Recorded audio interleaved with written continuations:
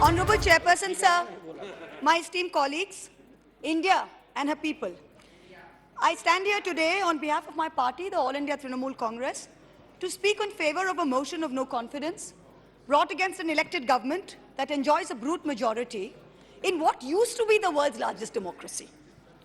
The American novelist Gertrude Stein famously said that if there is no question, there is then no answer. We are here to ask the questions in our Tum Abhi Chup Raho Republic, where the Honorable Prime Minister tells the Governor, Chup Raho, where we as elected MPs in this House are routinely told, Chup Raho. This motion is to break this omerta, this code of silence on Manipur, the most pressing issue of the day, where we are all supposed to Raho Chup. And now we are told that it is the BJP's master strategy that even with this motion, the Honorable Prime Minister has not come to the House day before yesterday.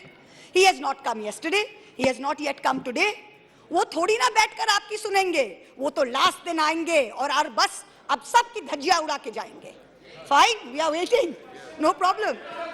I don't know what is more unfortunate, that our Honorable Prime Minister refuses to come to this House, of which he is an elected member, to answer us on Manipur, or that he refuses to go to Manipur to reassure the vulnerable, petrified people that peace and reconciliation are his mission. Which is it, sir? This is not just a no confidence in government motion. This is a have confidence in India motion. Most no confidence motions are negative motions, moved with at least a moderate probability of bringing down the government of the day. We know that's not even a possibility. We don't have the numbers. We know that.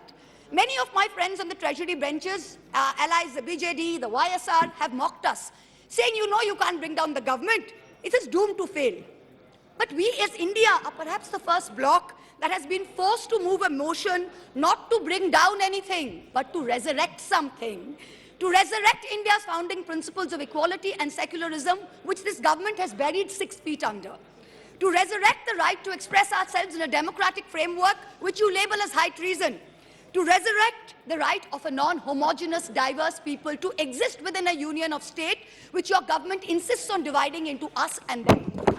Make no mistake, ladies and gentlemen, this motion is not meant to succeed in this House, but the larger motion, the have confidence in India motion must succeed.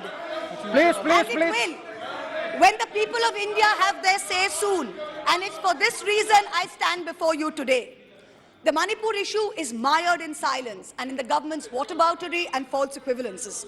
I will point these out as best as I can. The Treasury benches have made vitriolic comments on why only Manipur. What about the instances of rape and murder in Rajasthan, in Chhattisgarh, in West Bengal? We in turn have felt compelled to ask, what about the violence in Haryana? I want to tell this House that Manipur is different, and I will tell you why.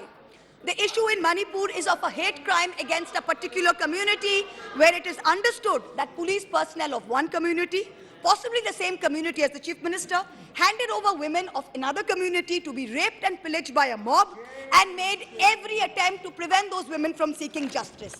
The issue is that 2 communities today in Manipur have been pitted against each other in an atmosphere of civil war, of ethnic violence that has rarely been seen in India in the past few decades. 6,500 FIRs in 3 months. Which state has seen this? 4,000 houses destroyed in 3 months. Which state has seen this? 60,000 people displaced, 2% of the state's population. Which state outside of wartime or natural calamity has seen this? 150 people dead in 3 months. Which state has seen this? 300 places of worship destroyed. Which state has seen this? An armed standoff between the Manipur State Police and the Assam Rifles captured on video. One controlled by the Minister of Home Affairs, other controlled by the State Police. Which state has seen this? 5,000 firearms and 6 lakh bullets looted from police stations by mobs. Which state has seen this? Please. 2 ethnic groups armed to the teeth, a buffer zone between where hill cannot go to valley and valley cannot go to hill. Which state has seen this? The chief supporter supports one group, accuses the other of being drug runners. In truth, over 15,000 acres of poppy have increased in cultivation in the past 5 years. 250 square kilometers of forest land has reduced under this chief minister's watch. Which state has seen this? Only Manipur, no other state, only Manipur. So stop your whataboutery, stop your false equivalences, address the problem, Honorable Prime Minister. We haven't heard of one change in the police force. We have not heard of one change in the government. We have not heard of one person taking responsibility. As a government in the center, which is also ruling the state of Manipur, this is your biggest failure of the double-engine Sarkar.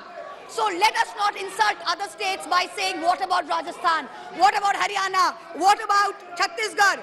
Manipur is a tacitly approved hate crime. Make no mistake, this is civil war. These are crimes against humanity.